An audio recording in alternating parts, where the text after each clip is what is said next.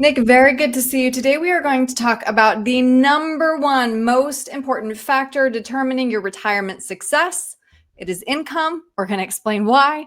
According to a study by the Alliance for Lifetime Income, 80% of retirees with protected lifetime income say they are confident they won't outlive their money, compared to 33% without it. So I notice the answer here is income. Why isn't Right. the answer how big your nest egg is? Well, retirement planning is income planning. Okay. So the easiest way to do this is I did a stress test on a client. They had $1.5 million. So 1.5 million by all intents and purposes, that's a lot of money, right? Sounds like a lot. Yeah. Now, what we did is we did a stress test on that, and what we found is the income that it was providing, dividends and interest, was 1.1%. So that means they have $1.5 million allocated to a strategy that's paying them 1.1% of dividends and interest and income. So that means $16,000 or so of income is what they were getting on that $1.5 million. So now all of a sudden they're looking at it like, well, I can't, I'm going to have to eat beans and rice and beans, as Dave Ramsey would say, because there's just not enough income coming from my investments. So what we had to do is change that. The reason being is all their money was in, it was in low income. It was not in income mode, so to speak. And so what had to happen is it had to change. We had to adjust those investments to be more in income mode. And when we used investments that are really geared towards income, what that meant to them is their income went up by over 4 times what they were getting before. So that's the easiest way to think about it, is it's the income that those investments provide.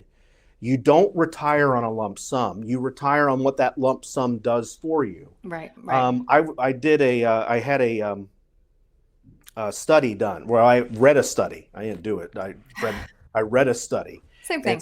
Yeah, right. It said 80% of retirees with protected income, with protected lifetime income, say they feel confident they won't outlive their money. 80% feel confident they won't outlive their money if they have protected lifetime income. But only 33% of those without it can say the same. So, you know, I look at it like a full gas tank does wonders, but a full oil barrel does you nothing. Only one actually gets you down the road. Right. The full gas tank or the full oil. Look Right. at your assets that you built up is the oil barrel, but we gotta send it through the refinery so that it creates gas that you can use to pay for all those expenses in retirement. So, Nick, of course, we've all always had an income plan. What's different in retirement? Well, income plan when you're working is that paycheck. Yeah. You know it's coming in twice a month. I'm getting that paycheck income.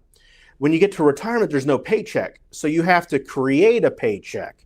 The problem is a lot of people will take their investments and they try and make it, they keep it invested in the market, and that's what I call the play check. There's a difference between it. So you have play check money and paycheck money. Play check money is a what if. If it's all invested in the market, well, then the market has got to do something, or else you don't get a paycheck. And so that's the difference, is the paycheck versus the play check. So the importance is create a plan where you have more paycheck income that's dependable, reliable, and consistent, that you know is immune from whatever happens in Washington or Wall Street.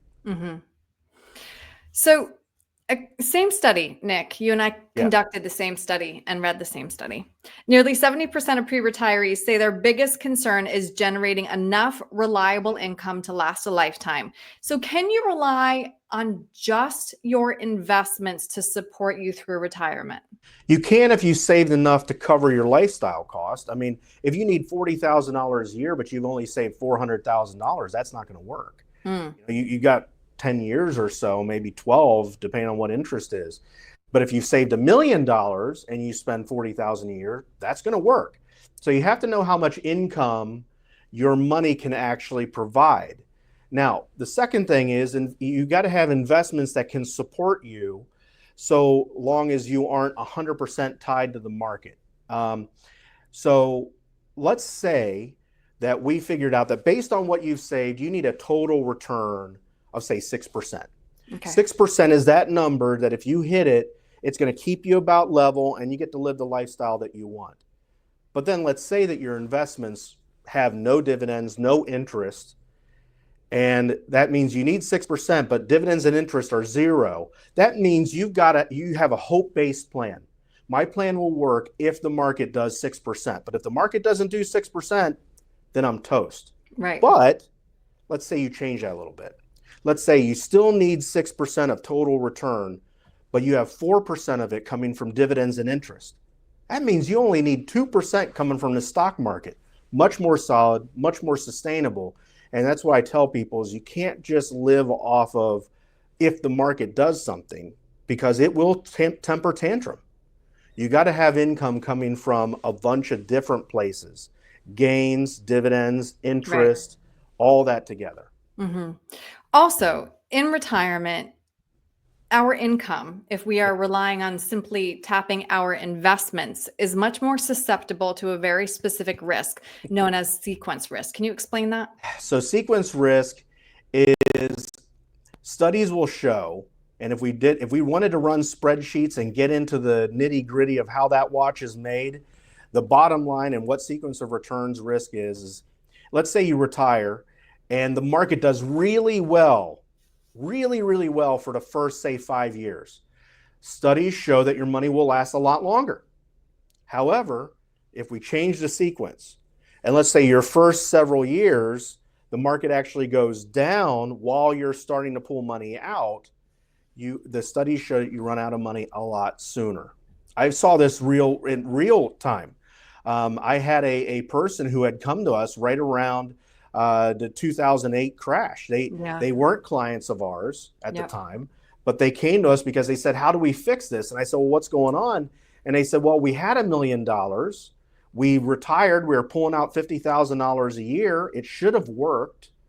But now all of a sudden we have like $490,000 left because the market went down. And now they're looking at it like we have $490,000 left, but we have $50,000 of expenses. We're broke in like 10 years. Right. So it was because they retired in the first couple of years, they had a market downturn, as opposed to people that retire and maybe the first year it does a 10% gain. Mm-hmm. That's a lot different than retiring into a 20 or 30% drop. Right, right. So Nick, how often should we be revisiting our income plan? At least once per year, but then you might have to do it more often than that, depending on certain circumstances. Like maybe there's a change in the market. You might need to require looking at it. Maybe changes in tax law might require it. Maybe there's a life expense, like you moved, or you're taking care of mom and dad, or a spouse passes. The spousal income cliff is one of the biggest things that people don't plan for. They never want to plan for the spouse passing away, but I've seen situations where the spouse passed away and 50% of their income went away the next day, because you lose part of your Social Security and maybe part of a pension plan. So in those times, number one, you should have a spousal income plan in place so you know what's going to happen if that happens. But those are times when you need to really say, okay, this is not a set it and forget it type deal. I'm going to revisit my income plan during these different parts. Just like if I know the route to the office from my house backwards and forwards, but why do I turn on my GPS as soon as I leave the house? Because I want to know if there's a wreck on that road, I want it to redirect me. I know the road, I know the route. I can do it blindfolded, but not if there's a major wreck and I'm sitting in traffic for 3 hours. So it's those types of things that you almost need to revisit your plan when those types of things happen, when those major changes happen, those wrecks in your life. Revisit it so that you can make adjustments. Right. Well, as we talk through, Nick, step number one, figuring out that written income plan. So if somebody is nearing retirement and recognizing that they don't have that income plan in place, what's the best way to reach you? So you got to have confidence in it. Yeah. Right? Just saying I'll deal with it when I get there, or I'll have I'll just take withdrawals out of my accounts. But which account do you take withdrawals from? So like I said before, retirement planning is income planning. You need to have certainty. You need to have an understanding of everything so you're confident. We put together a toolkit, Aaron. So we can ship this to anybody. It is literally a box. I should have it right here in front of me in the studio, but I don't. But it's literally a box of financial tools. Things in there that are going to help you understand how to create an income from your investments. Also, how to make sure that you're not getting hammered from taxes. We've even put a book in there called Diffuse, the 7 Steps of Saving Your IRA and 401k from the ticking tax time bomb, because taxes are just as important. So people can go to our website, group10financial.com. And right on the homepage, there is a link where you can click on it and you can order your toolkit cost-free. We ship it on our own dime. We just want it to get it in we want it to get it in people's hands, right? So just do that, and then we'll ship it to you at our cost. Great. Nick, thank you so much for your time today. I really appreciate it. Great being with you.